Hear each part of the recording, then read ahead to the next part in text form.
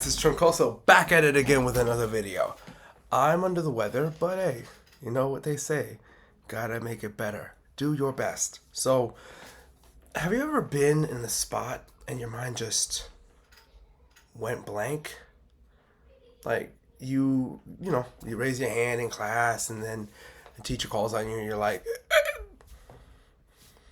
nothing comes out.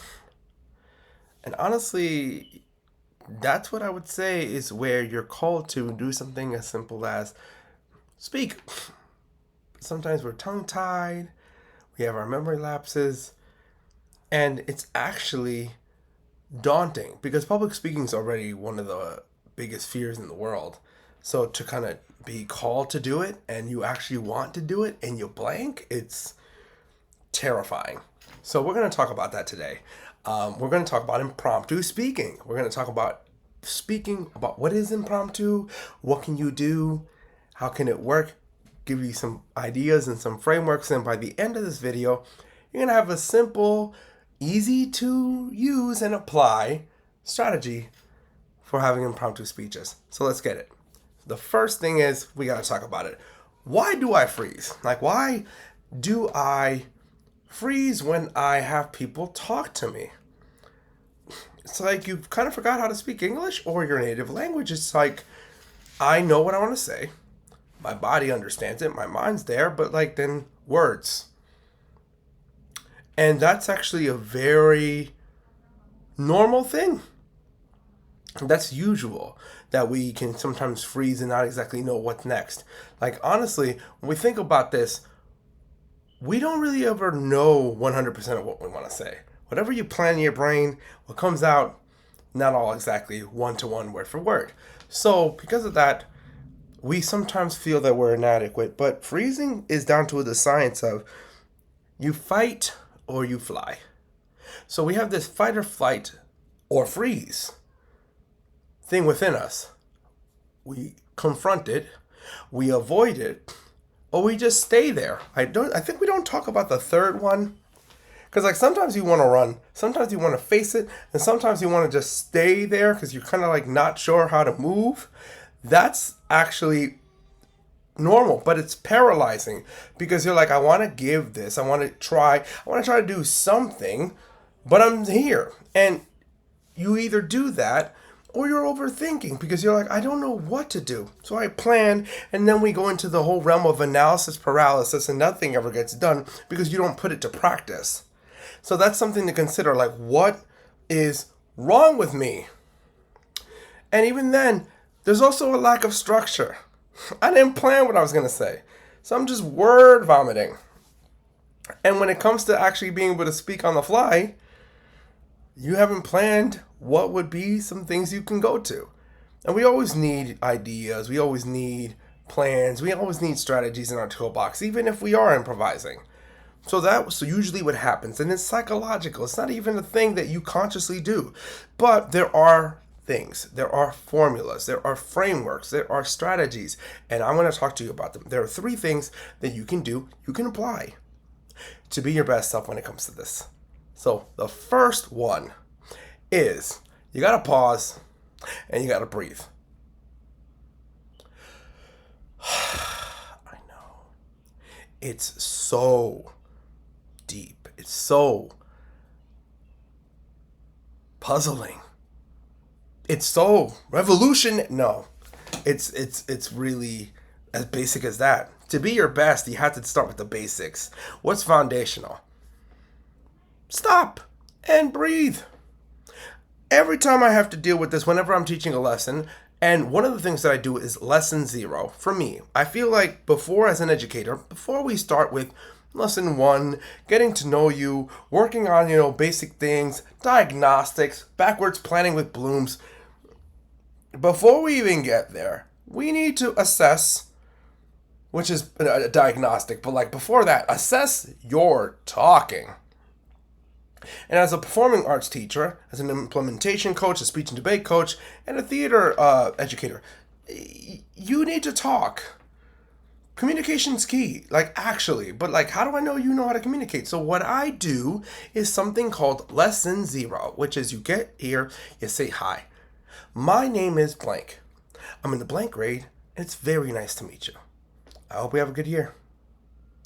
Now this becomes an issue because kids fidget. They don't know how to look at the camera or look at people when they're in person because what are they supposed to do? How can they move? What can they accomplish? So that's important to consider there. But sometimes you just have to take a deep breath, which a lot of people do not do. And when they do it, they're like hyperventilating. You gotta give it a rest. It's gonna be okay. So that's something that I've learned that works out beautifully and phenomenally. I also would say that you have to create a simple structure. You have to do a simple structure. Now, structure sounds like a very bougie word. I combine big and bougie. But it is sometimes a big bougie word. But structure just means system. Plan. I'm doing A, B, C. And when I'm doing that, whenever I speak, you want to make sure that you have a point, you got proof, and a personal story. What's your point? Why are you talking? What are you trying to get across? Even in impromptu speaking, like what do you have in your vault? And usually you'll get a prompt or you get a topic, but sometimes you're just speaking on the fly. And what can you do? What's your go-to? And what's the proof of that? Proof can be analytical, it can be articles, it can be systems that you've gone through. It can be testimonials that you know. But where is that? And then personal story. How do we connect with the heart? How do you bring in your audience so that they feel like, wow, I'm actually in this. This is cool. So for example, like if my point is that, I need to make sure that we need to eat healthier. We need to stop because I know I need to stop. I know that like as we speak, I just got like coffee and donuts. Don't know why, because that's not dinner, but I got it because I'm like, I wanted something sweet. And according to WSJ, according to CNN, there's a lot of just like hidden calories in these drinks, and drinking calories is not beneficial nutritionally. And eating donuts is like not good because of all of the processed sugar. But sometimes I feel like, it's going to work out. And I always think that it's going to work out because somehow, there's got to be a better way to do about it. Like donuts, don't, end people or something. But my personal story is I go there, I get to the donut shop, and the customer in front of me got their donuts, did that, and I just happened to be the customer that was like nominated as like the 100th customer. I get a free donut, half price drinks, and they give it to me. And I'm like, I was only intentionally trying to get like, a plain donut, but like it's there, and there's like a new chocolate glazed donut. And also there's like a new drink, and that since it's 50% off, it would make sense for me to get the most expensive drink than the cheapest one because I'm saving more money. And I walk out with something that's essentially 1,000 calories in my hand. It's not even food. So what do you do with that? You have to think about it. And that's a whole bias again. That's what I mean by creating that, because that story is not something that I planned. You can talk about donuts. You can talk about structures. You can talk about students. You can talk about, what happened in the morning, what happened yesterday, what's going to happen tomorrow. Start somewhere and go there. That's what you want to do with impromptu. And again, research shows that using these things, this structure, this framework just makes you speak better.